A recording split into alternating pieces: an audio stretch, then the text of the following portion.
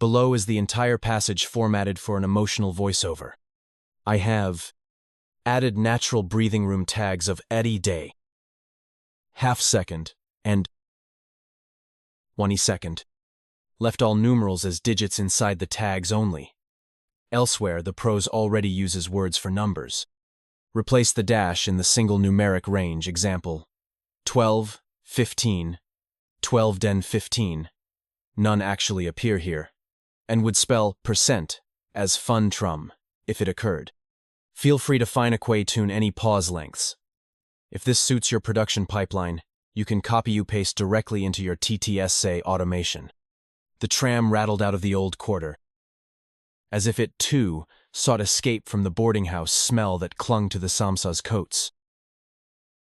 Yet each window pane caught their reflections and flung them back, distorted, until Mr. Samsa felt certain that behind the glass rode not a merchant's family, but 3 paper dolls whose limbs flapped only because the rails shook. He coughed into his fist, glanced at his wife. She pressed a gloved hand to the lace at her throat, a gesture of modesty that suddenly struck him as both needless and theatrical. And then at Greet, who sat erect, eyes fixed on some distant laundress, hanging sheets that ballooned like pale sails above the alley. The swell of Great's shoulders beneath her threadbare blouse suggested a strength he had never credited her with. The realization embarrassed him, and he turned away just as the tram lurched, and a thin boy in municipal livery burst aboard to punch tickets with manic precision, his holo punch snapping like insect mandibles. Upon disembarking, the family allowed themselves to drift along the river's edge, where gray water frothed against rotting mooring posts. A sour spring wind carried the odor of damp wheat from distant mills, and in that smell, Mrs. Samsa detected absurdly the raw dough of Sunday strudel. The sweetness unsettled her. She linked arms with her daughter, but Greet's elbow felt strangely angular, as though some unseen joint had slipped. The girl's pulse beat too fast, too near the skin. Without warning, she laughed, sharp, metallic, and asked whether butterflies dreamed inside their chrysalises, or merely waited. Mrs. Samsa searched her daughter's face. The eyes were hers, yes, but brighter, as though scrubbed free of childhood's protective film. A moment later, Greet stooped to rescue an overturned dung beetle crawling in circles beside a pavement crack. Pinching it delicately between thumb and forefinger, she righted the creature and watched it scuttle beneath a grate. Mr. Samsa pretended not to notice, yet inside his vest, something fluttered a memory of Gregor's frantic footfalls on boarding house Carpezzo. He announced they must inspect an apartment advertised near the slaughter yard, cheap but sunlit, and hurried them on. The new flat lay above a shuttered haberdashery, whose signboards squeaked in every gust. Its hallway smelled of starch and camphor. Its ceiling bore a yellowish stain in the shape of a clouded continent. Yet sunlight sluiced through tall windows, dazzling the Samsas until they blinked tears. That brightness alone convinced them to sign at once, as though light could bleach all former darkness. The landlord, a spectacled clerk with a watch chain trembling like a fishing line, required neither references nor deposit. He kept scratching his wrist, distracted, as if plagued by invisible pinpricks, and Mr. Samsa noticed a faint rustling sound in the wall behind the man, a shiver that ceased whenever one turned. Nevertheless, he handed over the week's rent, marveling that banknotes could depart so willingly, little suicides leaping from his palm. Moving day arrived with clouds that hung low like bureaucrats' eyelids. The charwoman, dismissed but not dislodged, returned unasked to supervise, claiming expertise in the displacement of furniture and gilt. She winked at Gret, confiding that certain stains never vanished, but merely migrated, thinner, from one surface to another. Gret did not answer. She was tracing a faint crease along the wardrobe's back panel, a line that resembled the seam of a wing. When the moving men hoisted that wardrobe, dust spiraled out and seemed, for an instant, to mimic the curve of a shell before settling on coats. Mrs. Samsa sneezed twice. The second sneeze tumbled into a sob. She insisted it was nothing, yet her shoulders shook long after silence returned. Night in the new flat proved loud with unfamiliar hushes. The absence of Gregor's door, which had always creaked at dawn, the absence of the lodger's measured snores, the absence of apple-sweet decay. Mr. Samsa lay awake, listening to those absences until they congregated into a buzzing that filled the room, louder than any heartbeat. Half-sleep delivered visions of parchment forms stamped unfit for commerce onto his own forehead. He woke clutching his temples and found his pillow mottled with damp. In the adjoining chamber, Greet sat by the window, unable to decide whether the lamps below were stars that had fallen or bureaucratic eyes raised on poles for surveillance. She pressed her ear to the glass.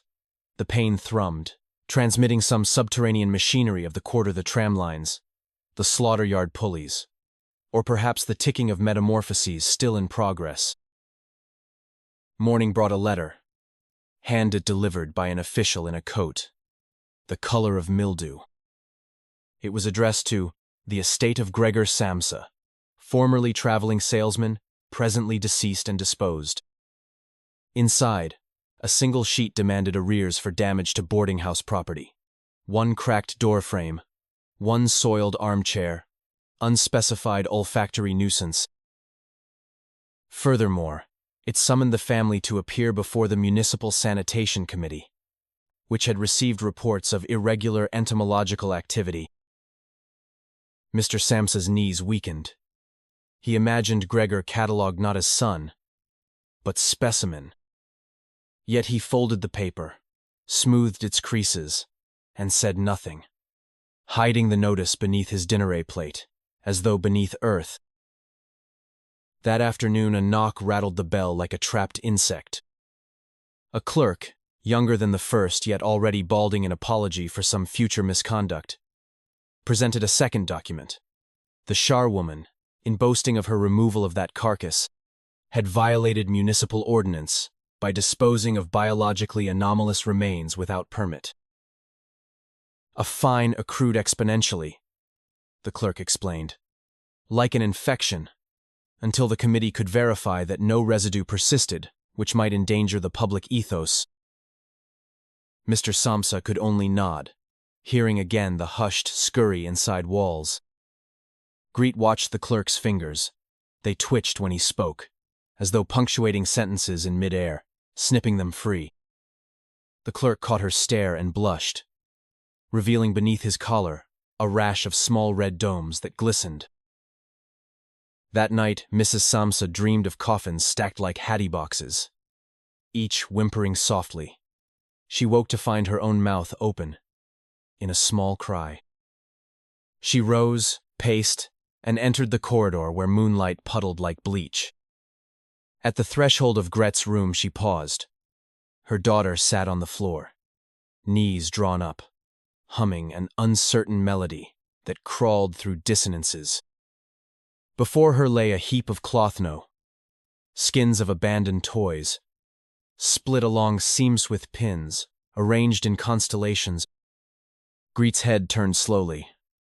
"I'm tailoring space," she whispered, as if answering some question unspoken. Mrs. Samsa retreated, heart hammering, yet felt obscure relief that the girl no longer clutched a violin. Strings might have snapped under such tension and lashed them both. Days accumulated like unread circulars. Mr. Samsa found temporary employment, inspecting invoices for a soap factory, whose corridors smelled both medicinal and shameful. Each evening he returned, palms scented of lye, and reported nothing. His wife stitched uniforms for hospital orderlies, pushing thread through fabric that already reeked of disinfectant. She imagined every prick of the needle reopening the wound between past and present. Blood would have been simpler to launder than memory. In spare hours, Great roamed the city, claiming to seek work but returning with pockets full of dead locusts, which she tipped onto a newspaper and studied, tracing delicate wings with a hairpin. When questioned, she shrugged. I collect what persists, despite itself. One twilight she did not return. Darkness folded over the flat like a ledger snapped shut. Mrs. Samsa paced, extinguishing lamps only to relight them, unsure whether illumination revealed or created horror. Near midnight, Greed appeared, cheeks fever-bright, carrying a parcel wrapped in brown paper. She would not speak until alone. Then she told her mother. The parcel contained Gregor's pocket diary, retrieved from a pawnbroker's window, where it had lain open to public gaze. She had recognized her brother's cramped script instantly. Though she understood not to open the diary, there are hinges best left unrusted. She trembled until paper tore, and pages fluttered like startled moths. Within, no entries, only blank leaves. Yet between those vacancies, she swore she heard a faint scratching, as though words were still arriving from some corridor of afterbeing. Mrs. Samsa closed the covers, tied them with string, and hid the diary in a drawer beneath linen, damp with perspiration. The Municipal Sanitation Committee fixed a date. The family sat on varnished chairs before a panel of officials whose mustaches drooped like failed petitions. A stenographer hammered keys with terminal briskness. Each clack sealed something. Questions droned. Why had they not reported infestation earlier? Did they harbor other aberrations? Mr. Samsa floundered. Words escaped him like smoke through buttonholes. Greet, paler than the paper on which accusations were written, answered with calm that bordered on impolite. We presumed the metamorphosis to be private. One official coughed, producing from his breast pocket a dead scarab he claimed had scuttled across his docket the previous night. He placed it beside Gret's hand. She did not flinch. In its glazed carapace, she saw her own face, miniaturized, warped. She wondered whether Gregor had perceived family only in such warped reflections. At last the committee postponed judgment, pending further entomological assessment. No family had ever left such hearings blameless. Outside, rain stippled puddles, with concentric legislations. Great's shoes dissolved into mud. Each step sounded like a stamp. She felt her spine elongate under damp coat, as though segments sought articulation. She quickened pace, fearing her parents might hear the faint rasp beneath her collar wings unfurling, and turn the fear into laughter that spun away on gutter wind before it could betray her. Behind, Mrs. Samsa whispered to her husband that the girl's gait grew strange, too light, as if the pavement rejected her weight. Winter's tail lashed unexpectedly. Sootile snow swirled through cracked window frames, settling on beds, drifting in teacups. The charwoman rehired after the fine was reduced in recognition of her valuable disclosures, remarked that snowwow flakes resembled desiccated antennae. Then she cackled, sweeping them into the stove where they hissed and vanished. She hinted that another inspector prowled the stairwell, measuring silences between floorboards. Mr. Samsa bolted the door, stationed himself like furniture. Yet the inspector never knocked. Perhaps he listened through keyholes, mapping respiration. One dawn, Gret discovered the wardrobe crawling with silvery fish that formed words she could nearly read. She shut the door softly, unwilling to disturb their grammar. The charwoman arrived, shrieked about infestation, but Gret forbade extermination. Some letters belong where they gather. When her mother protested, Gret pointed to the committee's dictates they must preserve evidence of otherness for review. Mrs. Samsa subsided, though she later washed her hands until knuckles cracked, whispering that dirt-bred bureaucracy. At the soap factory, Mr. Samsa received promotion to foreman of tallies. He now supervised underoo clerks, whose eyes flicked like abacus beads. With each ledger he reviewed, he heard faint scraping as if invisible legs traversed columns. He began marking margins with tiny crosses, hoping to trap whatever moved. The crosses multiplied, spattering pages like squashed lice. Eventually, he feared his own notations were breeding, so he resigned, claiming heart palpitations, and came home, hat crushed, asking whether anyone remembered how crisp air smelled before windows were nailed shut. One evening, Great returned with blood on her cuffs. She explained a street hawk had collided with a telegraph wire. She merely cradled it until convulsions ceased. The hawk's eyes, she said, mirrored clouds, upside down, dying. It saw sky inside earth. Mr. Samsa forbade such errands, but the next morning found a downy feather on the mantel. At breakfast, the family chewed rye bread in silence until the feather drifted, alighting upon Gregor's blank diary which lay curiously on the table, though no one recalled placing it there. Pages riffled, perhaps stirred by draught, perhaps by breath, withheld too long. Mrs. Samsa stood abruptly, announcing she would air the bedding. She flung windows wide. A gust lifted the feather, spiraled it out.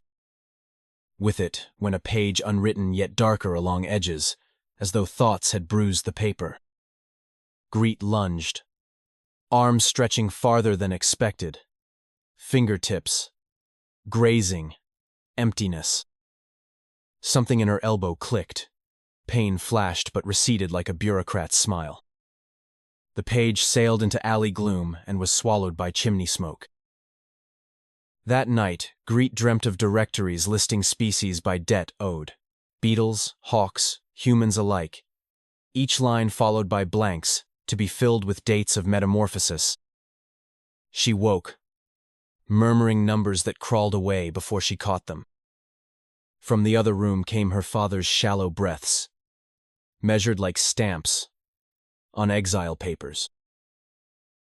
Spring, eventually, performed its bureaucratic duty and unfolded. Buds burst through soot, absurdly hopeful.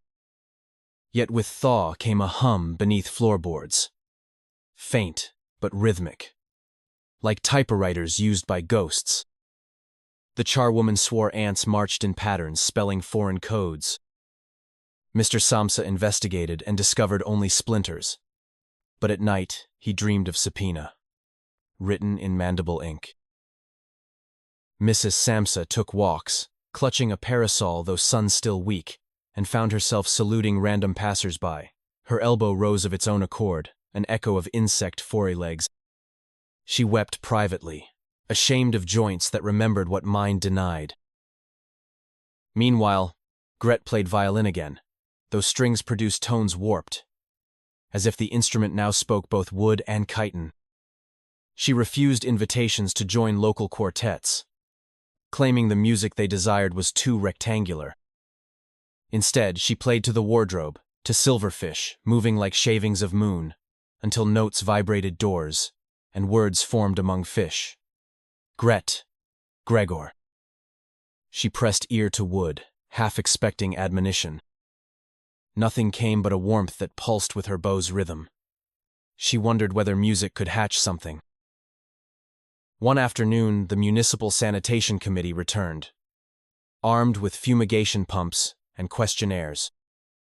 The clerk from before rash now spread across his cheeks like liberally applied rougine, insisted on inspecting every drawer, even linen damp with memory. When he reached the wardrobe, Gret planted herself before it. Personal effects, she declared. Exempt under Statute 12. The clerk consulted papers trembling in his rashy hand, then glanced at her eyes, wide, unblinking. He stepped back. Pumps hissed elsewhere, targeting corners already evacuated of hope. As they left, he slipped her a note.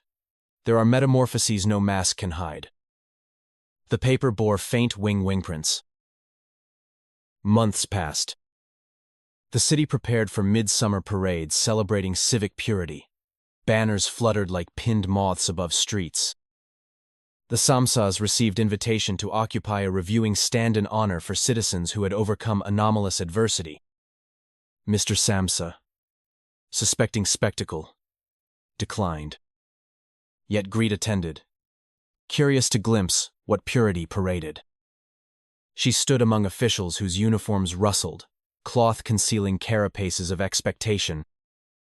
Floats rolled by, papier-mâché larvae, becoming gleaming bureaucrats in top hats. Crowds cheered. Confetti swirled like shed skins. Greet felt her own skin itch. In the din she heard a voice perhaps, Gregor's, perhaps her own whispering, that purity begins where reflection ends. She touched her face. Fingertips encountered not chitin but sweat. Returning home at dusk, she found the corridor choked with moths battering gas lamps. Light drew them, as light had drawn her family to the new flat. She opened the door. Inside, the hum under floorboards resolved into a slow heartbeat, patient as paperwork, pending. On the table lay Gregor's diary. Its string broke, covers parted. Pages at last bore writing lines indecipherable, curving like antennae. Scripts, but clear, was an empty space, the size of a cocoon. Greet understood.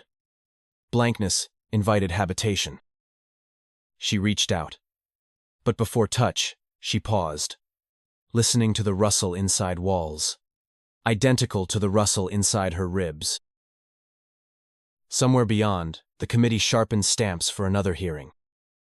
Somewhere nearer, a silvery fish traced circles, erasing margins, redrawing them. Gret closed the diary gently, as one might close eyelids of someone dreaming into other forms. She inhaled, and the room inhaled too, as though awaiting an author, neither alive nor entirely transformed. Greet slept little after closing the diary. Though the night outside unfolded with an obedience that suggested old Losmoon to wax, clocks to advance. And she lay awake, measuring deviations no almanac recorded.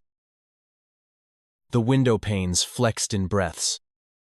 The ceiling ripple-shadowed, as if currents slid beneath the plaster. And somewhere deep in the corridor, a hinge chirred rhythmically, like a cricket-appointed watchman. Toward dawn, her mind, unanchored by fatigue, floated over recollections, the gentle rasp of Gregor's voice in earlier years, confiding rail timetables and provincial cafe prices as if they were intimate secrets. Her own childish vow to learn every route so he might some day stay home. Those timetables now deformed, numbers rearranged into mandala wheels. She glimpsed whenever she blinked. At first light she rose, feet finding the floor with acuity that startled Hersolence, where once boards creaked. She regarded her soles, dust clung but seemed unwilling, pushed aside by skin that felt newly oiled. She tiptoed to the wardrobe, opened it. Silver-a-fish scattered yet lingered at edges. Hesitant, as if awaiting rehearsal cues. One brushed her thumb. The contact tingled. Neither pleasant nor painful. Simply a message she could not translate. Mr. Samsa entered the kitchen half an hour later, prepared to scold lateness, but halted when he saw Gret already seated. Back straight. A plate of unsliced bread before her arranged with mathematical precision. She did not eat. She merely watched crumbs settle, perhaps timing gravity. He cleared his throat. She looked up, and in her gaze he detected no reproach, only calculation as though measuring how much of him remained untransformed. He fetched the newspaper. The headline warned of shortages in beet sugar and a rise in fumigation fees. He folded the sheet, stifling a cough that carried the sweet-a-bitter scent of factory soap still embedded in his lungs. "Another summons may arrive today," he muttered. But Great only nodded, as if she had already penciled the hour of arrival into a column unseen by him. The summons came instead at dusk. Not a letter this time, but a brass-bound box left on the threshold, stamped with the committee's crimson seal. No courier in sight, just footsteps fading on stairwell air. Mrs. Samsa insisted they wait till morning, fearing plagues of official rhetoric. Greet said nothing, kneeling to trace the seal's wax ridges. They were warm, pliant, pulsing faintly. She pressed her ear to the lid and heard not ticking, but whispers papers rubbing like wings. Mr. Samsa hefted the box, heavier than it appeared. Under lamplight light, he pried it open. Within lay a single cylindrical jar, clear glass, half filled with cloudy fluid. Suspended inside, writhed a larva the length of his middle finger. Ivory, but veined with exhausted violet. At one end, a human eye, undeniably human, blinked. Found him. Dilated. Mrs. Samsa cried out, clutched her apron to her mouth. Greet leaned closer. The eye swiveled, sought hers. Recognition passed between them with the intimacy of breath shared in cold air. On the jar's metal cap, a label read, "Exhibit a provisional classification pending determination of jurisdiction." Beneath, a note in neat bureaucratic script: "If the specimen attains metamorphic maturity, present it to committee chambers without delay. Failure constitutes obstruction of scientific truth." A postscript added, "Monitor for speech." Silence engulfed the kitchen. The clock's minute hand advanced one notch. An audible chomp. Greet reached for the jar. Mr. Samsa intercepted her wrist. But her skin felt unexpectedly resilient. Jointed. She turned. "Calm." "It is frightened," she said. Voice soft, yet incontrovertible. He released her. She cradled the glass. Condensation haloed her fingertips. The larva twitched, emitting a ripple that clouded the liquid. The human eye shut, then opened wider, as if adjusting to new magnification. Gret carried the jar to her room, closed the door. Nights thereafter arranged themselves around Exhibit A. Great kept the jar on her desk, where moonlight refracted through liquid and cast pale concentric traces that crawled across walls until dawn erased them. She spoke to it not comfort, but questions. "Do you recall feathers on cobblestones? What shape does hunger take when deprived of mouth?" The larva answered only with convulsions. Yet Greet discerned pattern, a pulse aligning with her heart's gait. She sketched each twitch as a diacritical mark, building an alphabet of spasms whose syntax she sensed but could not yet utter. Meanwhile, Mr. Samsa drifted through days like a man awaiting verdict. He roamed the city, seeking employment, but returned with pockets empty, save for receipts of questions asked and declined. One afternoon, he visited the soap factory. Tallies without him had multiplied errors. Deficits like wormholes. They offered reinstatement. But he declined, unable to face columns that moved themselves. Instead, he wandered to the river-bank where barges lined like coffins. He watched water slip under rust-scarred hulls, and imagined each eddy a signature escaping ink. Returning at dusk, he found his wife asleep at the table, head pillowed on unfinished uniforms. Thread spooled from her fingers, spinning slow arcs, as if mending dreams. He did not wake her. He tucked loose strands behind her ear and for the first time admitted, silently, that her hair had grayed beyond recall. Greet's appetite vanished. She consumed only thin broth, claiming heaviness interfered with listening. Yet energy surged in her limbs. She rearranged furniture nightly, unhinged doors, rehung them inverted, explaining that thresholds must learn uncertainty. The charwoman observed, eyes narrowed to calculating slits, but held her tongue. Rumor said she now received stipend directly from committee coffers for domestic surveillance. Great welcomed her scrutiny, at times standing motionless, while the old woman swept around her, daring the broom's bristles to confess what the silverfish refused. The charwoman confided once, sotto voce, that cities which deny vermin only teach vermin to pronounce aliases. Greet replied by placing a mirror on the floor so dust motes might examine themselves. The larva grew. Within 10 days it doubled length and girth, its segments swelling until fluid swirled turbid, veiling the eye which nevertheless glimmered through murk. Greet measured circumference with thread, jotting numbers beside twitch glyphs. She noted that growth peaking at dusk corresponded with the hour of Gregor's former return from business trips.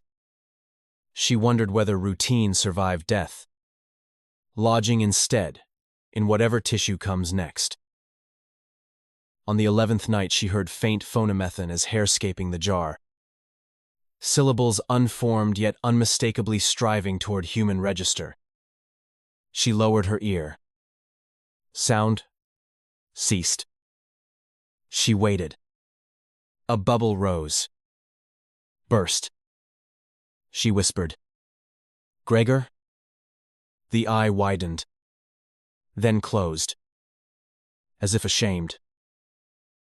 She replaced the lid, tightened it against possibility. A new inspector arrived tall, impeccably shaven, suit smelling of scorched parchment. He bore no warrant, but entered as one entitled, instructing the charwoman to gather the household. In the sitting room, he unveiled a ledger bound in beetle-black leather, pages rumpled like cocoon sheaths. He declared an official census of surviving anthropoid kin of deviants.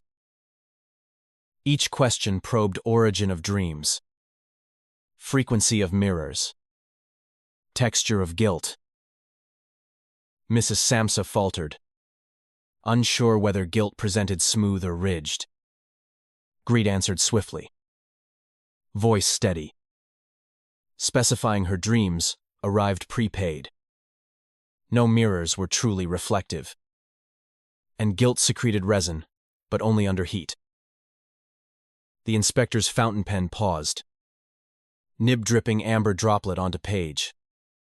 He regarded Greet with interest tinged by apprehension, as though seeing through flesh to blueprint beyond jurisdiction.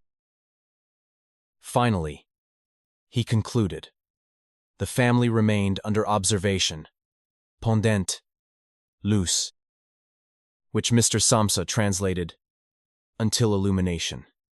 I, and, I, and.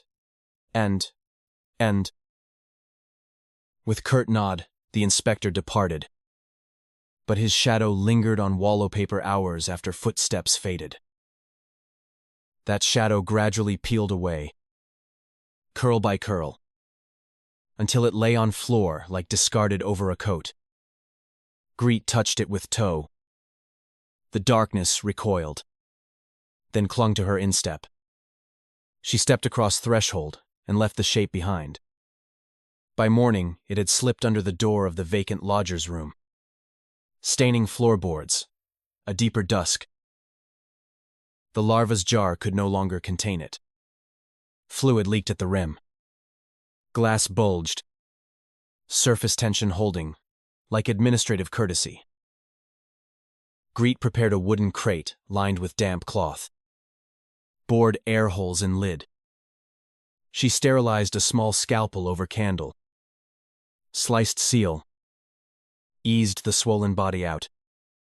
Its skin felt like parchment soaked in sorrow. She laid it within cloth. The eye never blinked during transfer, fixing upon her with forlorn authority. When lid closed, she sensed a hush settle across apartment decision, notarized. She wrapped the vacated jar in brown paper, addressed it to the Municipal Sanitation Committee, enclosed a note: specimen relocated for humane expansion. Further interference unnecessary. She left the package at post office. Paid extra for registered silence. That night she dreamed of walking corridors whose walls pulsed, exhaling ledger dust. Doors lacked handles. Instead, antennae protruded, trembling until she stroked them open. Inside each room, she found versions of herself, child Greet, clutching wooden violin. Adolescent Greet, practicing curtsies before cracked mirror. Present Great, lifting crate in moonlight. Yet every figure had Gregor's astonished eye embedded in brow. They spoke in unison. Witness metamorphosis, or metamorphose witness. She woke before verdict. Sheets tangled like molting skins. At foot of bed, the crate quivered. Boards knuckling outward. From within issued a low humichord of hunger. Morning newspaper announced new regulations. Any citizen harboring unclassified organisms must submit them to the city menagerie for educational display. The article included sketch of enclosure, shaped like bureaucrat's inkwell, labeled Transmutation Chamber. Greet folded paper, placed it beneath teapot. Refused breakfast. Mr. Samsa wrung his hands until soap memory bloomed. He proposed voluntary compliance, hoping leniency. Greet's gaze silenced him. Display annihilates observation, she said. Cryptic, but final. Mrs. Samsa whispered prayer whose words tasted like starch.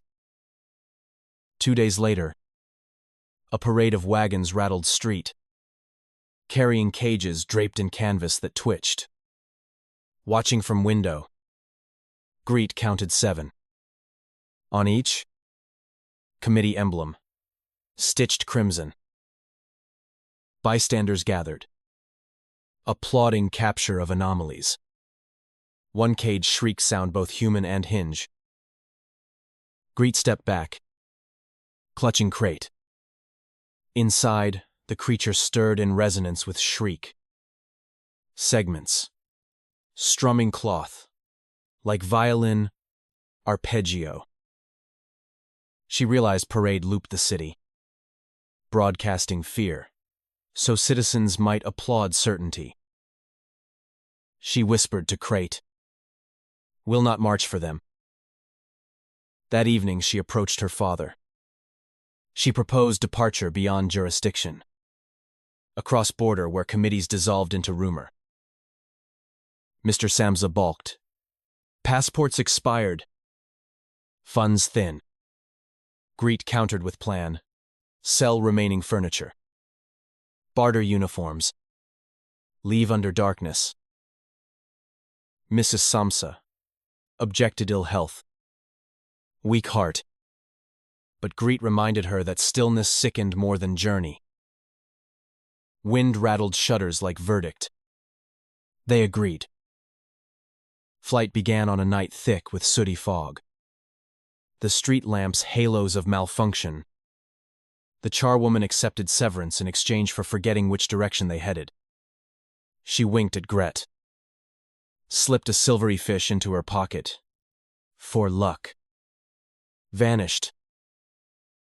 They loaded a pushcart, suitcase of clothes, stack of uniforms, violin case, the crate shrouded under wool blanket. Greet guided handle. Her father pushed. Her mother shuffled behind, clutching diary tied with twine. City gates, unmanned guards rerouted to parade route, but beyond. Fields lay flat under starless sky, where horizon merged with uncertainty. The road glimmered with frost. Wheels squealed softly. An insect lament. They walked till dawn bruised east. At meadow edge they rested.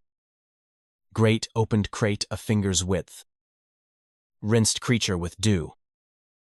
It cooed a newborn hinge unlatching.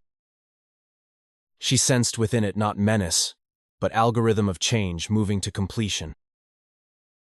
Across meadow rose an abandoned customs, house brick husk with roof collapsed inward like shrug. They took shelter. Sunlight filtered through broken slate, warming dust motes into brief figments. Greet pried crate fully open. The creature uncoiled. Longer than her forearm. Translucent now. Organs visible like cogs in watch. At the anterior, the human eye had multiplied. 3 eyes blinked in asynchronous semaphore. It crawled no. It rode across floor, leaving trail of iridescence that evaporated into scent, reminiscent of Gregor's old hair oil mixed with attic wood. Mrs. Samsa gasped, yet did not retreat. She mouthed son's name as prayer or curse. Creature paused, raised its foremost segment. From its flesh sprouted filaments unfurling into wings of gauze etched with diagrams. Tram lines. Account columns. Faded lullabies. It flexed once. Greet understood flight imminent. And that weight of committee, guilt, and memory alike would lift with each beat. She opened her arms not to catch, but to mirror. The creature quivered, wings beating faster until dust whirled into helix. It rose, hovering eye level, regarding family in turn. Father humbled beneath rafters. Mother clutching diary that rattled like cocoon. Sister radiant with sleepless resolve. Then it aimed toward broken roof. Squeezed through beam gap. Vanished into sky, the color of eraser shavings. Silence rushed in. Brighter than sun. Mr. Samsa felt unease. Not in worship but relief. Some ledger closed. Mrs. Samsa sat upon suitcase. Palm over heart. Breathing ragged yet unburdened. Greet climbed a rafter. Squinted after fading speck nothing but sky's blank ledger now. She felt within chest an answering lightness, as though ribs unlatched. She wondered whether metamorphosis could travel contagion alike through affection. But fear failed to root. Instead, curiosity sprouted. She descended. Approached her parents. They regarded her with fresh vulnerability. The way people gaze at horizon, unsure if weather approaching delivers storm or harvest. Greet smiled. A small rehearsal. And helped her father stand. Together, they stepped into daylight, outside Customs House. Grass bowed under wind that smelled of unprocessed potential. In distance, city chimneys lost edges, becoming conjecture. Behind them, the diary whispered inside suitcase. Pages fluttering though latched. Greet resolved to read it when ready, knowing perhaps it would still be blank, or filled with glyphs only wings could decipher. For now road unwound before them, shimmering, Rails of unused tram lines ran parallel for a while, then veered elsewhere, acknowledging divergence. They walked until the afternoon light diluted to the color of skimmed broth, and the road degenerated into twin ruts stitched with grass. At every crossroads, Gret paused, tilting her head as though listening to subterranean timetables. Her parents waited, uneasy, yet obedient, until she resumed. A farmer's cart overtook them, only one seat's driver, cheeks webbed with windburn, gave a brief nod without curiosity, as if travelers pushing their furniture across upland flats were as common as clouds. The cart's wooden axle uttered a groan uncannily like a modest violin phrase, 4 notes only, before rumbling out of hearing. Mr. Samsa repeated those notes under his breath until they nodded into something resembling courage. Before evening, they reached a disused quarry whose gray terraces stepped down into stagnant water, the color of tarnished mirrors. A derelict cantina perched above the Pitone wall collapsed, windows eyeless. They chose it for shelter because swifts roosted under its broken eaves, their shrill flights drawing insect swarms away from human skin. Greet hauled the pushcart inside and propped a door plank across the aperture, though dusk entered through every chink. Mrs. Samsa unpacked uniforms to serve as blankets. The starched fabric crackled like brittle leaves. Mr. Samsa gathered splinters, struck match after match, failing to conjure flame until Gret laid her palm over his and steadied the tremor. That brief contact startled them both. Her skin felt cool, almost vitreous, and he snatched his hand back as though touching chilled iron. But the next match flared. They coaxed a reluctant fire in a makeshift hearth of limestone rubble. They ate the last of their bread, now stone-hard. Mrs. Samsa softened hers in kettle water. Greet declined altogether, claiming she no longer trusted wheat. Mr. Samsa chewed dutifully, each mouthful an audit. Afterwards, they drifted into uneasy sleep, the parents on uniforms. Greet cross-legged by the cart, diary in lap. She untied its twine, opened to central spread. Pages once unmarked now carried faint ridges, as if letters had sunken too deep then evaporated, leaving only beds of glyphs. She traced these furrows, recalling silverifish circuits and larval twitches, until her finger hovered at a place where parchment felt warm. She pressed. A fine crack appeared, same shape as the forgotten seam she once found on wardrobe. Paper parted, revealing a narrow cavity no thicker than blade's edge. From it drifted a scent-seeder, apple. Impossible to isolate. She closed the diary, slid it under coat, and permitted eyelids to flicker. Morning presented its bureaucracy of noises. Quarry water plinking against stones. Wings thumping rafters. Her father's cough reconciling debts with lungs. Greet rose first and walked the quarry rim. In sunlight, the terraces resembled bleached vertebrae. She descended a path crumbled by time, drew near the pool, knelt. Surface reflected nothing until she leaned closer. Then it offered an image, half-formed her face, overlaid by translucent wings. She touched water. Ripples shredded the apparition.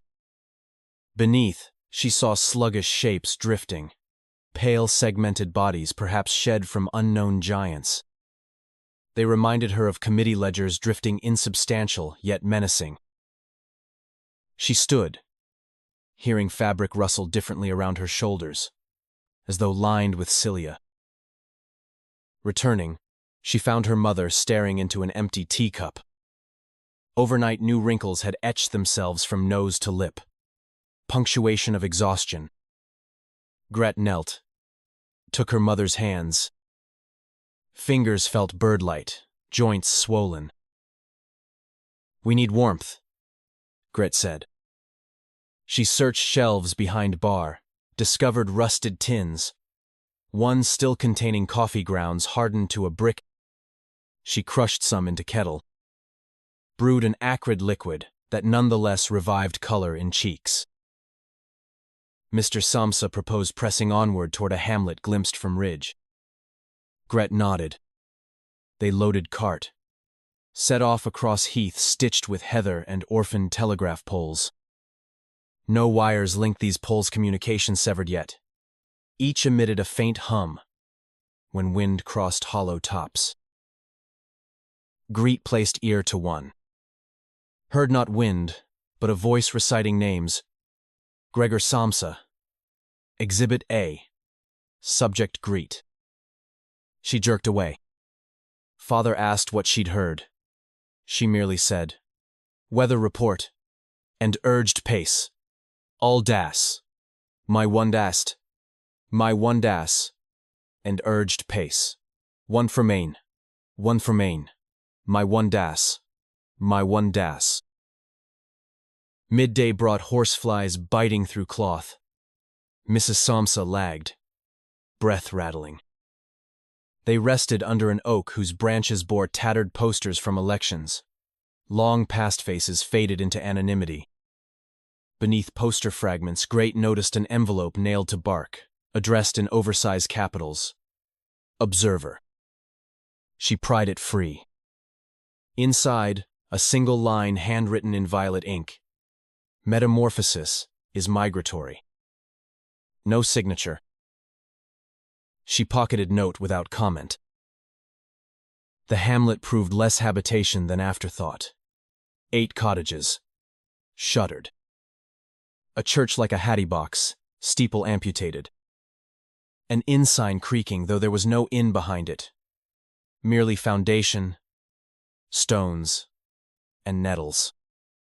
At village edge, they discovered a railway halt. Tracks glinting. Unused. Beside platform stood a semaphore signal, frozen at caution. Still, smoke plumed faintly on horizon. It occurred to Gret that lines, though abandoned here, connected elsewhere perhaps to committee annexes. She urged family to hide pushcart in peat shed and wait till dark. They agreed, too tired to question. Inside shed, scent of rot and tar. They sat among disused barrels. Through slats, they watched sky bruise to violet. Distant locomotive whistles floated on air, dislocated from rails, unnerving. Mrs. Samsa dozed. Mr. Samsa kept vigil. Gret open diary, cavity now wider, edges pulsing. From within she drew a sheet of thin, translucent membrane, slippery like onion skin, printed with hexagons. She held it to fading light, pattern-mirrored tilework in committee foyer, place she had once dreaded. She folded membrane into a small kite shape and slipped it back. At moonrise, she led parents toward station. Platform boards moaned but held. Signal lamp, though cracked, still glowed weak red. Gret approached telegraph hut, door dangling. Inside hung a brass speaking tube, mouthpiece dented. She pressed ear to it. From depth came static, punctuated by faint ticking. Then a whisper. "Samsa. Consignment overdue." She replaced tube, heart thrumming. A timetable pinned to wall bore yesterday's date, but listed one train, number 77, to pass at 3 minutes after midnight. Destination blank. Gret sensed invitation, or snare indistinguishable from invitation. She told parents, "A freight train stops. We board." They looked to each other, measuring courage as though balancing ledgers. Finally, Mr. Samsa said, Not platform. Good siding. Less light. They relocated to shadow behind coal bins. Wind carried scent of cinders before engine appeared. Headlights sweeping heath. Train slowed with reluctant chuffs. Halted beyond signal. Only 3 wagons. 2 closed. 1 cattle car partly open. No crew visible. Greet climbed, side ladder, peered in. Wagon floor strewn with straw, empty cages, discarded cocoons like paper lanterns. She helped mother up. Father followed, dragging cart. Inside they arranged packs.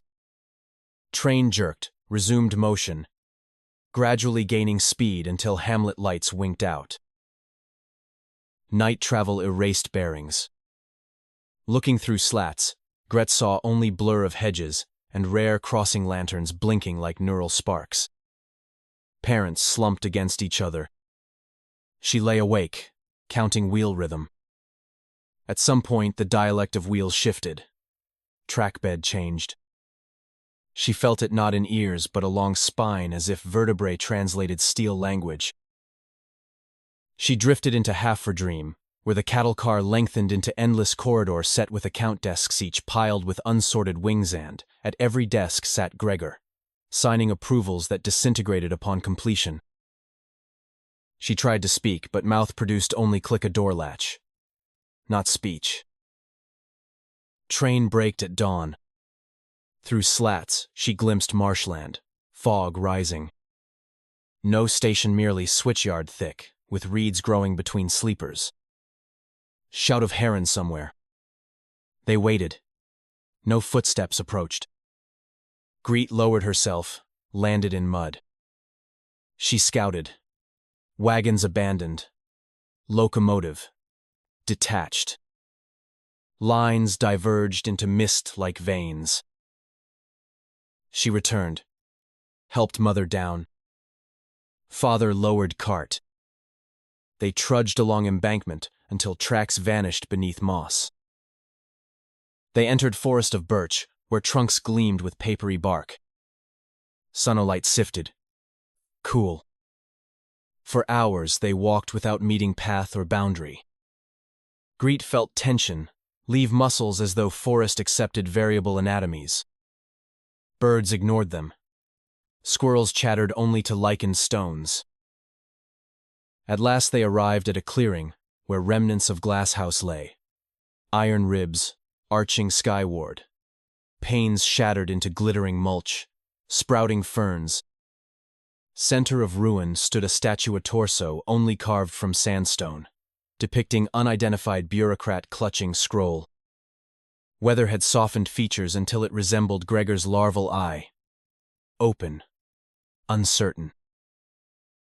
They made camp under statue's shadow. Greet brewed leaf tea from silvery vined plants.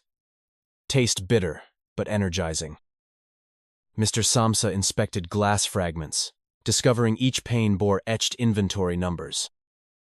He speculated glasshouse once bred exotic moths for imperial collections. Mrs. Samsa gathered fern fronds to line bedding. Humming lullaby. Half remembered. Twilight glowed through iron spans. Curved shadows crossed their faces like bars of absent cage. That night, Greet woke to sound of wing-soft, multiplicative. She rose, saw a clearing filled with moths, thousands spiraling up, their bodies luminescent green. They congregated around statue, orbiting like bureaucratic reports awaiting stamp. At the statue's apex, moths fused into a pulsating crown. Light swelling. Greet stepped into swarm. Insects parted, but some alighted on her arms. Antennae. Tasting skin. Each touch conveyed ratio of hunger to longing. She lifted palms. Moths assembled into pattern mirroring hexagons on diary membrane. She whispered, "Gregor?" The formation trembled, then broke, dispersing into forest canopy until only drift of scales remained, settling like snow. Parents never stirred, but dawn revealed faint imprint of wing pattern on Gret's wrists, shimmering and then fading. Days merged with trees. They followed deer tracks leading nowhere. Food dwindled. Gret found mushrooms, shaped like inverted ledgers, fed parents small portions after testing on silvery fish, stored in pocket.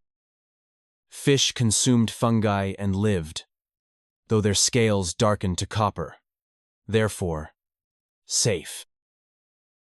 One evening they entered depression, where beehives toppled long ago. Wax decayed, but honey pooled in comb channels. Greet scooped with bark shard, offered to mother. The sweetness released laughter from lips unused to such expression. But sweetness attracted others. At night they heard voices nearer than before, men reciting ordinances, dogs sniffing under a brush. Committee search parties. Greet hid family in hollow stump. Lantern beams swept trunks like interrogations on pillars. She held diary against chest.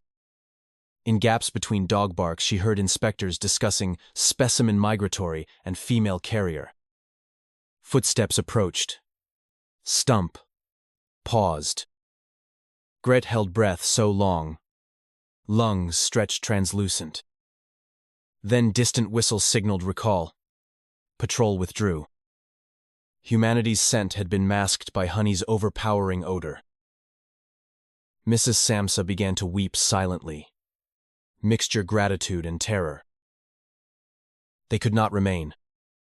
Next dawn, Greet led them along stream until they emerged at foothills of low mountain range. Cliffs striped with mineral veins rose steep.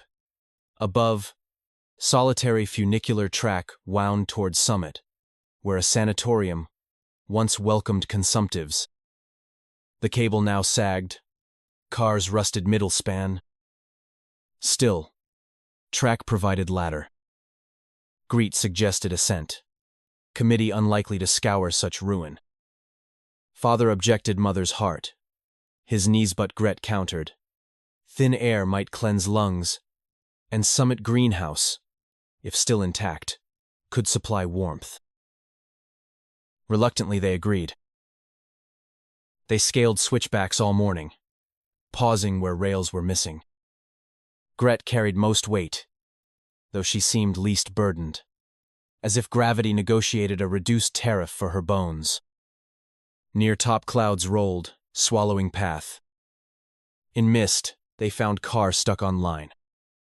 Inside, dust-coated beds, tarnished utensils. They entered through shattered window, made temporary refuge. Gret explored roof. There she discovered nests woven of telegram strips. Chicks already flown, leaving shells stamped with official cancel marks. She pocketed one fragment. Metamorphosis complete stop. Return immediately stop. That night, mother's breathing grew ragged. Greet heated cloth with candle, laid on chest. From diary cavity she retrieved membrane, placed over mother's heart. The film warmed, pulsed in echo. Mrs. Samsa's eyelids fluttered. She spoke Gregor's name, repeating until the word lost consonants, sliding into susurrus, resembling moth wings. At dawn her color improved. Father whispered, "Miracle." Gret said nothing, only carefully peeled membrane. From skin it remained warm, edges now faintly crimson. Summit plateau revealed sanatorium shell-white walls, windows, cyclopean. Sign above entrance. Rest. Cures industrious souls. Inside, corridors echoed with drip of condensation. They explored patient rooms, beds stripped, walls bearing medical charts, inked in minuscule script that crawled when not observed. Greet selected former solarium, whose glass roof, though cracked, admitted milky light. They dragged furniture to form barricade at door. Days unfolded in slow industry. Mr. Samsa repaired window frames. Mrs. Samsa prepared broth from roots. Greet harvested lichen growing on operating theater tiles. She also wandered laboratories, collecting notebooks of moth studies. One volume detailed Samsa's strain filicide, describing larval eye similar to Exhibit A. Marginalia questioned whether the eye remembered prior host. She felt recognition prick her wrists where pattern once shimmered. One afternoon a bell rang, a service bell by entrance, corroded yet functional. This impossible sound jolted them. Greet signaled silence. Crept to staircase. In foyer stood the inspector with rash, now wearing respirator mask. Behind him, soldiers in gray capes, rifles affixed with syringe-like bayonets. The inspector's eyes, magnified by goggles, scanned dust. Into a ledger he spoke. Sanitization phase. Greet retreated, barred solarium door, told parents to flee through roof vent. Father froze. Mother clutched diary. Soldiers approached corridor boots crunching plaster like beetle shells. Greet pushed parents toward maintenance ladder, leading to rooftop cable platform. Below, doors splintered. Rifle hissed embedding wall. Mr. Samsa climbed, pulling wife. Greet remained, barricading. Inspector's voice floated. Return specimen for public edification. Greet unlocked diary cavity. Removed last membrane larger, veined with mercury streaks. She spread it like banner. Under solarium light, it glowed, emitting vibration that resonated glass roof. Shards tremored to threshold of shatter. Soldiers burst in. At sight of membrane they faltered, masks fogging. The film rippled, releasing dry fragrance of apple peel and musty ledgers. Under wave of scent, soldiers' capes fluttered as though lined with wings. They lowered weapons, scratching at necks where collars tightened. Inspector shouted protocol, but his own rasp wheezed. Glass panes above cracked, releasing torrent of moths hatched in roof, stratagreen luminescence swirling. Insects drove at lanterns, burst bulbs, darkness strobing with wing flashes. Confusion gave Gret margin. She climbed ladder, ceiling hatch behind. On roof, clouds churned. Parents waited on cable platform, faces silvered by moon. Distant valley glowed with oversight fires of committees. Greet produced coil of cable, improvised harness to slide down disused line leading over ravine, toward forest beyond jurisdiction. She secured mother first. Father and Gret guided her descent, until she vanished into mist. Father next hesitated, murmuring apology to children unborn. Then he pushed off, sliding into cloud. Cable sang, an elongated violin note, until swallowed by night. Greet prepared to follow. From hatch below came Inspector's howl, part human, part insect keening. She looked at valley, at ravine depths. She laid diary on roof, open, wind-rifled pages, lifting them like wings unfurling. She stepped into harness, whispered, Gregor Rongoing, and launched. Metal groaned under weight, yet she felt lighter than breath. Speed-whipped hair, mist shattered into sparks around her. She glanced up once. Moth swarm poured from roof like inverted waterfall, drowning sanatorium lights. Among swarm she thought she saw Exhibit A, realized spiraling higher, carrying within its compound gaze, not accusation, but invitation. Greet landed in moss, knees bending with improbable elasticity. Mother and father stood trembling yet unharmed. Behind, cable snapped, recoil echoing canyon like giant closing ledger. They turned east, away from committee fires, following hush of early stars. Greet led, steps soundless. Wing pattern on wrists re-glimmered, guiding through dark. Diary they left behind, but words no longer required paper. The forest accepted them as though it had been petitioned in advance. Under its cathedral canopy of conifer rafters, every sound was subdued to a papery hush.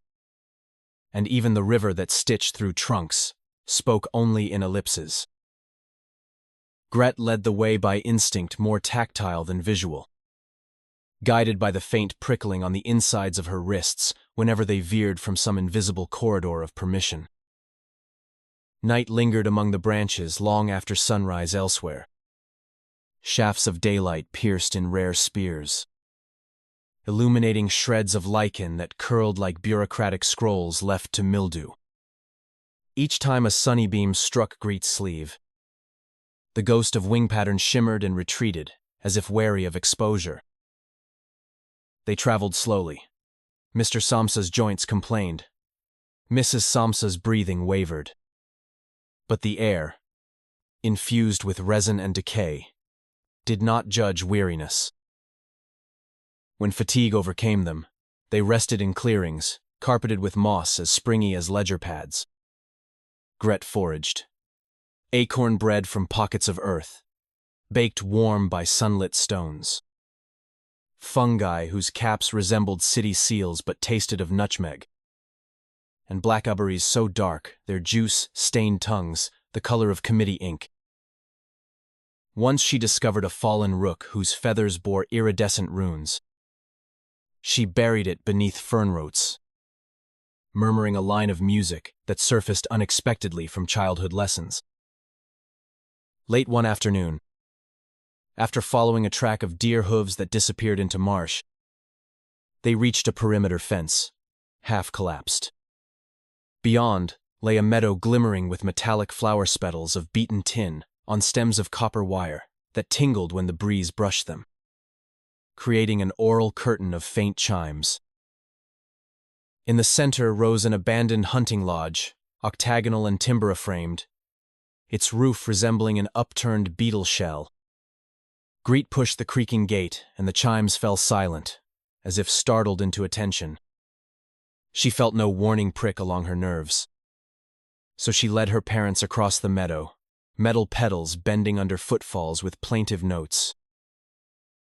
Inside, the lodge proved larger than geometry allowed. Corridors extended in impossible angles. Doors opened onto alcoves that mirrored each other with the unsettling accuracy of overzealous clerks.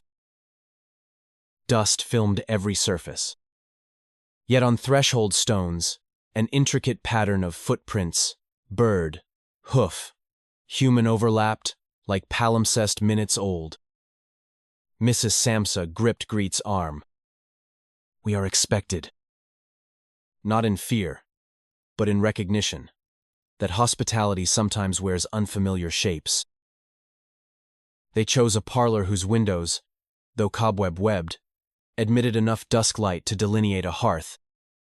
Greet uncovered a stash of split logs arranged like archived files and coaxed a flame. As warmth seeped into walls, knots in timber popped, exhaling resinous breath that smelled curiously of Gregor's forgotten overcoat.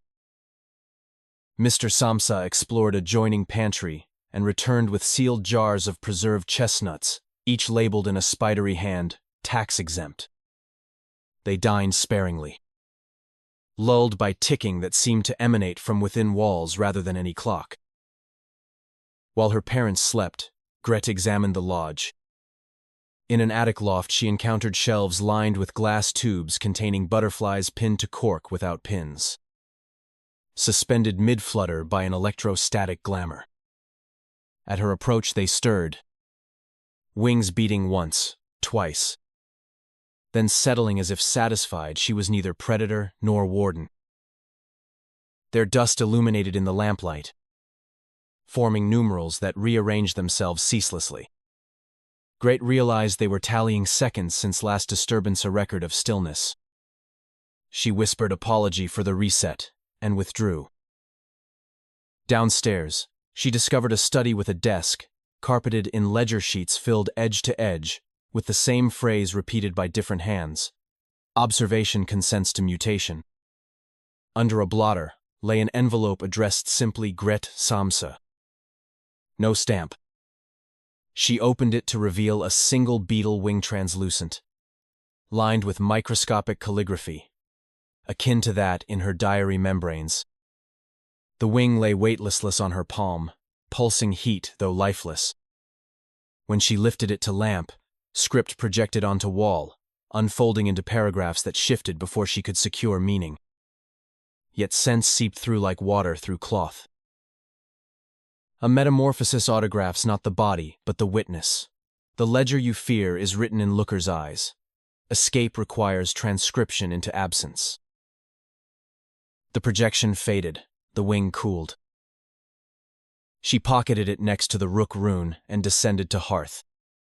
There, the fire had died to coals, but a fresh sweetness pervaded, like sap burning in orchard spring. Parents still slept, faces unworried.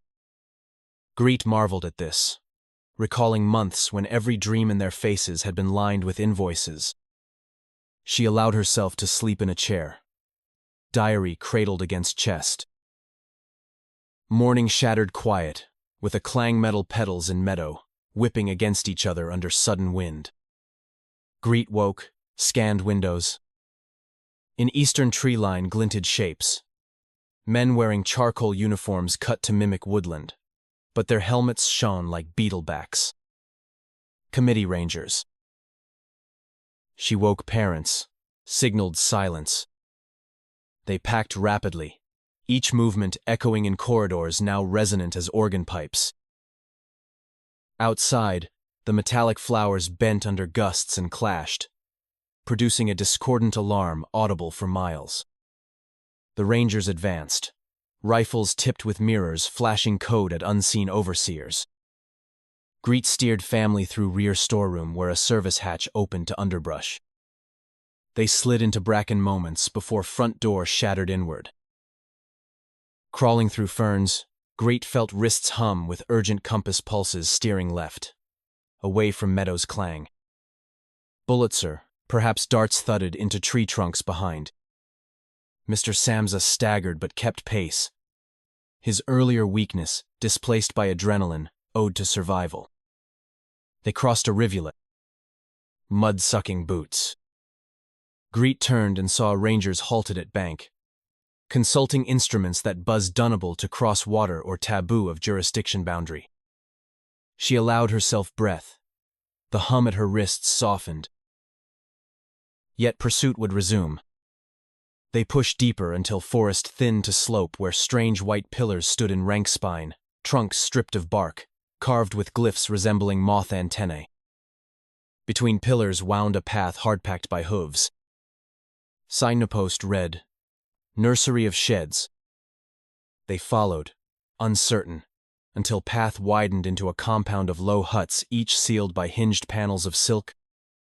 From within issued muffled thrumming, the sound of innumerable heartbeats. Before Greet could warn, a panel parted and an attendant emerged, neither man nor insect, but an intermediate architecture of both.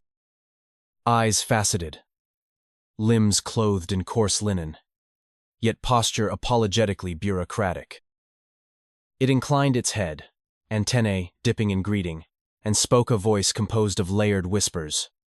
Fugitives yield metamorphosis to environment, or environment yields to fugitives. Choose. Great replied, "We choose reciprocity." The attendant's mandibles curved into semblance of smile, and it gestured them inside a hut. The interior stretched further than exterior logically allowed. Lined with hexagonal compartments, each containing pupa suspended like lantern, glowing with slow pulse. Attendant explained, these were citizens in gestation, individuals who, after exhausting fixed identities, volunteered to reconfigure. When Greet asked duration, attendant murmured, "Until observation forgets," and led them onward. At a central chamber they were offered refuge. Silken alcove, weaving itself open at thought of guests. Mrs. Samsa hesitated, fearing claustrophobia. But Gret touched alcove wall. It softened, exuding warmth, matching human skin temperature. Mr. Samsa surveyed cell, asked what payment expected. Attendant answered by producing a slim scroll stamped with wings. Testify your sequence and sign with silence. Greed accepted, sensing contract more nourishing than binding. They lived among the shed's days unmeasured. Meals of nectar, bread, dew broth. Parents' health strengthened. Mr. Samsa learned to read pupa pulses, predicting emergence. Mrs. Samsa wove coverings out of shed silks that rustled like distant applause. Greet worked in Archive Hollow, cataloging memories donated by those entering chrysalis. Employers' ledgers surrendered. Childhood lullabies. Census numbersol encoded into threads stored in cocoons. She recognized some donors. A lodger's beard pattern. The charwoman's cackle. The inspector's rash now tamed within dormant shell. Observation indeed forgets when witness relocates to cocoon. She also tended one special compartment, sealed in wood. Exhibit A. The larval being had reached puparium stage. Its triple eyes combined into one compound sun. Wings beneath casing quivered with stories. Greet conversed in silence through membrane vibrations. It never replied in words. But she sensed affirmation each time she recounted new detail of parents' adaptation. She no longer addressed it as Gregor, but as continuance. One evening, attendant summoned her to Boundary Glade. There, metallic meadow flowers of earlier field had rerooted, now blooming natural petals, yet still chiming in breeze. Rangers' helmets lay abandoned, dulled, their mirror shards used by beetles to sun themselves. Jurisdiction lines dissolved. No pursuit remained. Attendant explained that committee, confronted with emptiness where fugitives should reside, had audited itself into recess papers, chasing signatures in infinite loop. Danger lapsed. Great returned to hut. Found parents, seated calm. Mr. Samsa held scroll clutched to chest. He announced they had decided to donate final residues of fear to archives, enrolling for deferred transformation when time matures. Greet accepted. She no longer dreaded loss. Understanding metamorphosis preserved essence in unrecognizable arrangements. On Equinox Eve, sky smeared with copper. Greet entered Exhibit A's cell. The casing had split, empty. She hurried outside. Over sheds drifted a figure neither insect nor human wings paneled like stained glass. Torso, articulated with gentle humor of vertebrates. It circled thrice, each loop shedding scales that became seeds glowing where they fell. On final pass it hovered before her. In compound eye she glimpsed reflection not warped, but refracted into countless grits, each pursuing a distinct tangent. The being raised a limb, touched air. A single silvery fish descended onto her palm, bearing etched rune, migration fulfilled. Then it ascended, vanishing into dusk that now chimed with distant metallic flowers. Wind rose, carrying scent of apples. Dusted by ledger ash. Greet returned to parents, who waited at meadow fringe, scroll unfurled. Together they stepped into open field where pillars of stripped pine leaned like unfinished sentences. Above, stars ignited punctuation for narratives still uncomposed. Greet felt wrists warm. Wing pattern flared once, then settled inside skin, not vanishing, but assimilated until required again. She realized Metamorphosis did not end. It translated. They traveled onward. But walking no longer resembled flightless progression. Ground itself moved, reorganizing underfoot to accommodate each possibility they allowed. Somewhere behind, committee corridors emptied into pupa archives. Somewhere ahead, new languages of motion invented themselves. Observation, having forgotten, surrendered authority. In that vacancy, stories hatched freely, each carrying traces of previous shells and secret grain. The forest thinned. Horizon opened like an eye upon a plain, unstamped by any office seal. Gret inhaled air unreferenced, and as she released breath, it shimmered, refracted, and flew. They stepped into the plain as if into an unwritten ledger. The grass, a blank page where wind alone drafted cursive undulations. Behind them, the forest receded, its green consonants dissolving. While ahead, the horizon stretched so broadly that perspective itself widened. And every movement, each lift of a heel, each intake of breath felt chronicled by a sky suddenly attentive. Mr. Samsa shaded his eyes, expecting distant smokestacks or spires to puncture the expanse. But none appeared. Instead, wavering columns of warm air hinted at settlements forever evaporating just beyond reach. It dawned on him that here geography obeyed memory rather than map, and they carried only those memories they were prepared to watch manifest. They chose a direction not by compass but by the swell of Gret's wing pattern beneath her sleeves, a faint tingle that thrummed whenever she aligned herself with an invisible corridor of possibility. Thus oriented, they advanced until twilight pooled in folds of low ground. There they found the husk of a windmill, its sails removed, axle creaking idly like an empty gallows. The circular stone foundation, however, retained warmth from recent sun, and they camped within its footprint. Greet ringed the space with wild fennel to scent the air. The aroma mingled with the dusty perfume of old grain. Mr. Samsa dozed quickly, head on bundled coat. Mrs. Samsa traced the scroll's wing seal with thumb until sleep drew her hands still. Greet alone remained wakeful. She felt no fatigue, only a humming curiosity, like a newly unfurled antenna tasting night. She walked the periphery of the mill's stone circle, counting heartbeats. At the 30th third, beat the ground beneath her hummed. She knelt, pressed ear to soil. A subterranean mechanism clicked, maybe insects in council, maybe the gears of some forgotten bureaucracy, deep under crust. She whispered a greeting, not expecting reply. Yet the hum grew harmonic, resolved into a single syllable shaped by vibration rather than voice. Proceed.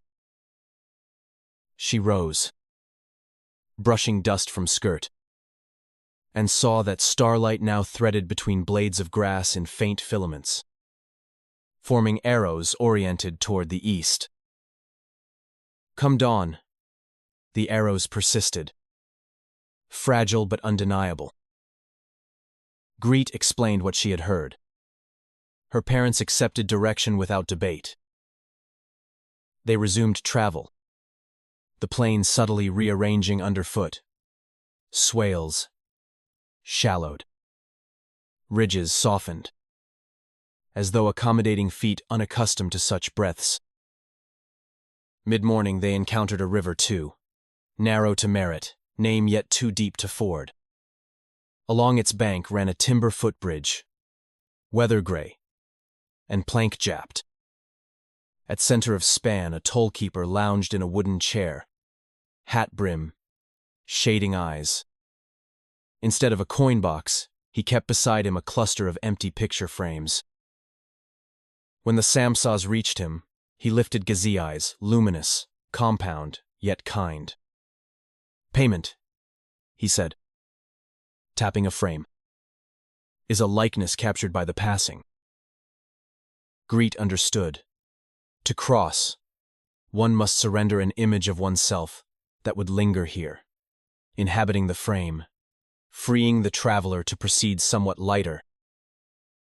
Mr. Samsa, still unsteady with new philosophies, hesitated. Greet removed from her pocket the beetle wing with its calligraphy, placed it in a frame. Instantly the wing splayed, replicating itself into mosaic that formed silhouette of Gret, as she had been the moment Gregor died. Shoulders bowed, fear clenched, like fist inside her chest. The tollkeeper nodded. Frame affixed itself to railing, fluttering as mirror to river. Mrs. Samsa offered a spool of uniform thread. It wove into frame, depicting her stooped behind sewing machine, eyes pricked by lamplight. Mr. Samsa, after long breath, unbuttoned cuff and slid free the soap factory identification tag still dangling there. Relic of old employment. In frame, it became a ledger page marked paid in full. The tollkeeper gestured them onward. On opposite bank, the air felt fractionally lighter, as though each surrendered likeness had subtracted weight. They walked with greater ease. Greet's wrists glowed briefly, recalibrating. By afternoon, the grassland ceded to scrub, dotted with stone cylinder kilns, abandoned mid-fire. Warped bricks littered ground like cooled embers. Among these kilns grew thistles taller than a man, their silvery leaves vibrant with static. The Samsas wove between them until they reached a kiln still intact, its arched entrance shadowed. From within issued faint fluting, a melody fractured yet familiar. Mrs. Samsa recognized fragment of the lullaby she had sung during Gregor's fevers as a boy. They entered. Inside, instead of charred walls, the kiln's interior blossomed with mural pigments alive, shifting scenes from earlier chapters. The boarding house corridor. The closet with silvery fish runes. The sanatorium's glass roof. In each scene, subtle variations, unfolded doors, left open instead of shut. Gregor stepping outside before transformation began. The murals rearranged narrative possibilities. Tempting contemplation of what if? Mr. Samsa touched one image and flinched as paint reliquefied, trying to absorb his fingertips, to rewrite him. Great pulled him back. She sensed kiln not as trap, but as archive of unrealized drafts, seeking completion. She thanked the kiln, but refused revision. The walls stilled, accepting. At exit, they found 3 clay cups filled with clear water. Greet sipped, tasted starlight, clay, distant orchards. Parents followed. Thirst, unacknowledged for days, eased. Evening descended with ochre haze signaling proximity to dessert. They camped among dunes of powdered brick where no grass anchored shifting ground. The wind there sang through hollowed brick pieces, producing soft chords. Greet added her own violin's ghost, drawing bow against imagination. Sound rose from nothing. An overtone. Only she heard. Her mother asked quietly if they were nearing journey's end. Greet considered, then answered that ends were mere pauses in longer migrations. Yet she felt something coalescing ahead. A city, perhaps, or a memory, large enough to inhabit. In earliest dawn, they crossed threshold into desert proper. Sand, fine as flour, reflecting dawn in rose tones. On horizon shimmered low walls ruins, or mirage. By noon, walls solidified, a circular settlement built of compressed paper bricks, each brick stamped with bureaucratic seals now sun-ablutched. At gateway stood arch fashioned from stacked committee dossiers. bound by silk thread.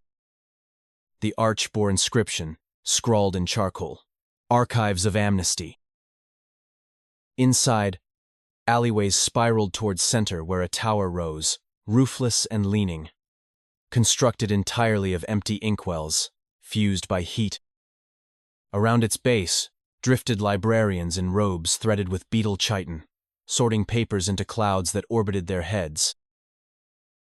One librarian approached the Samsas, antennae gently quivering.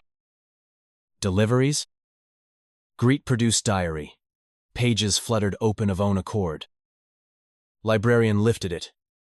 Ink seeped from margins, forming glyphs that evaporated before settling. The librarian bowed. "Your record now self-authors. You may ascend for reconciliation." They climbed spiral stair molded into tower's inner wall. Each step rang hollow an invitation to question solidity. At summit, a platform overlooked desert in all directions. Wind inscribed dunes with forgetting. In center of platform, a vantage slate lay embedded black glass, swirling. When Greet peered in, she saw no reflection, only shifting images of winged figures, riverside toll frames, larval eye blinking open across constellations. Her parents stepped beside, their reflections absent too. Instead, slate displayed a corridor leading forward, bordered by doors yet to be chosen. A voice-not singular but chorus of all librarians below rose through tower. Observation erased. Proceed as origination. Wind lifted, swirling up tower, tossing loose pages skyward. They turned to birds mid-RA, scattering over desert. Gret reached for parents' hands. Together, they stepped from platform not into thin air, but onto invisible stair of rising wind currents that bore them gently downward beyond tower wall. They walked across shifting pages now carpeting sand, each page blank, save for faint watermark of a beetle wing. At desert's rim, a river glimmered impossible. Singing lullaby phrase resumed.